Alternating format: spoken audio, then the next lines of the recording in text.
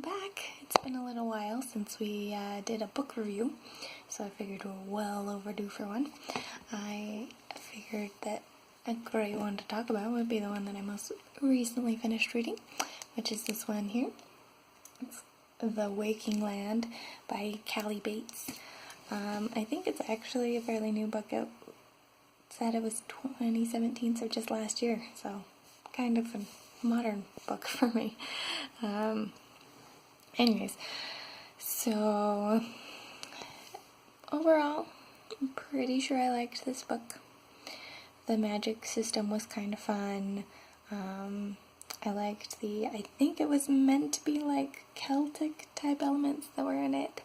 The characters were overall pretty fun and things like that. Beyond that, we're going to be jumping a little bit into spoilery stuff. So if that happens to be a book that you've been looking into reading, it's got my vote. But if you don't want spoilers, now's probably the time to stop, because I will probably just jump straight into them because that's the easiest way for me to talk about a book. So overall, I did, as I said, enjoy this book. Mostly, I had a few fairly large issues with it too, though. So our main character, she's essentially kidnapped as a child by the neighboring kingdom and raised by them and taught to hate her family. And then in the end, she has to go help her family have a revolution that throws over the kingdom that has raised her, basically. And to some degree this works, and some degree it doesn't. I liked that at the start of the story, when she's first getting thrown into this revolution that she doesn't want to be a part of, that she didn't want to be a part of it, that she was like, this is what's familiar to me, you people are the savages, you know. She'd been raised to think that they were kind of like savages, and so I liked that the story kept up that vein for a little bit. It disappeared a little more quickly than I think it would naturally for people. Like, you can sway people's opinions, obviously, but some of those things I feel like you still tend to cling to a little harder than she did in the book. So that was more of a minor thing, but yeah, because I was glad that at the very least it was like, this is where I've been raised, so I'm gonna stick with the thing I've been raised with, and I'm more comfortable with that, and I don't want to go back to this like magic society and overthrow the government and whatever. I did like that. Also, when she goes back to help with this revolution, she does have magic powers that she's been basically suppressing her whole life, because she's been trying to admit that she doesn't even have them, because, you know, the society she lives in doesn't believe in magic. Well, I mean, they believe in it, but they think it's like heresy and bad to do, you know, that kind of thing. So she's trying to keep it on the down low. Not that kind of thing, but for this revolution that they want her to be a part of, she's essentially supposed to be like a magical figurehead for it. And as part of that, there is this ceremony that's called Wedding the Land, where essentially she has to become more one with the land in order to use her magic, kind of a thing, I think is what it is.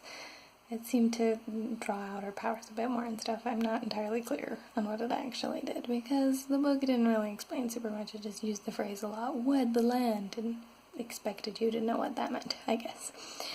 But essentially, what that came down to is wedding the land is apparently just like having sex out in the forest. I'm like, I don't really think I approve of this. This is a stupid way to do that, especially when in their mythology, the person who went and wedded the land originally, she just went out in the forest by herself, and then it was done. And so you're like, are there actually multiple ways, and the book just took the stupid route for their main character, or what? I don't know. But anyways, that kind of bothered me.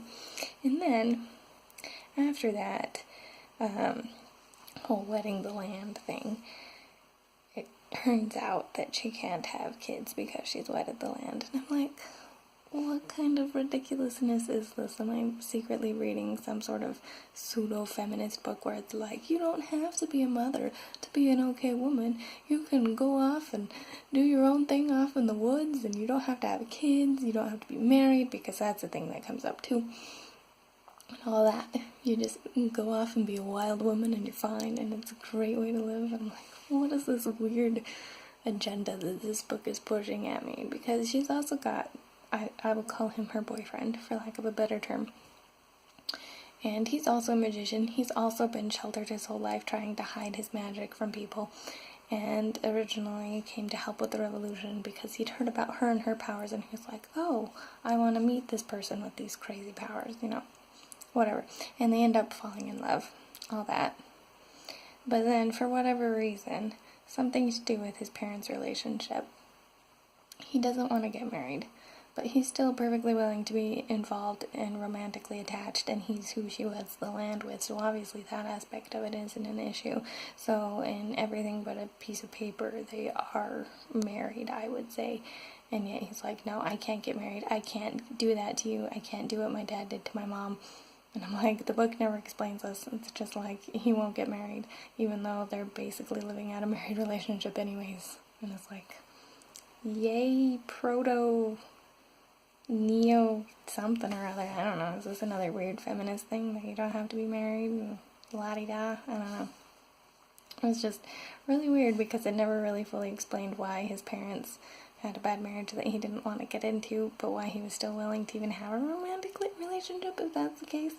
Because it seems like if it was really that bad that you would almost expect him not to want any sort of romantic attachments rather than just not a marriage. Because romantic attachment isn't that different from marriage in a lot of ways, especially the way it was portrayed in the book. So I don't get it. But yeah, those were my major issues with the story. Otherwise, like I said, it did kind of have fun magic. I liked that she had earth magic and she got to make trees and rocks move around and stuff. That was fun. Some of the ways that they solve problems for like the plot, the land had been bound and she had to figure out how to unbind it, and she just kind of instinctively knew at the end mostly. That was a little silly, but it's the typical kind of Deus Ex Machina that books like to go into sometimes, so it's not the end of the world. It was just kind of like, this was a little silly and contrived, and there wasn't really much precedent for her to figure this out, but okay. I will take it, I guess. But yeah, I mean, it was fun. It did go through also your kind of cliche story where you think the lover's betrayed her and she won't talk to him, and then it turns out it wasn't him and all that, but I just kind of expect that as a romantic subplot in most things these days, so it was whatever. But yeah, so there were good things about the book. There were also a few major problems that I had with it that I've now discussed with you. If you happen to have read this book and would be interested in chatting with me about it, I'd love to hear other people's opinions on it. You can comment down below if you're interested. But yeah, otherwise I think that's all I've got to say for now. So this is the Umlaut Harper signing out.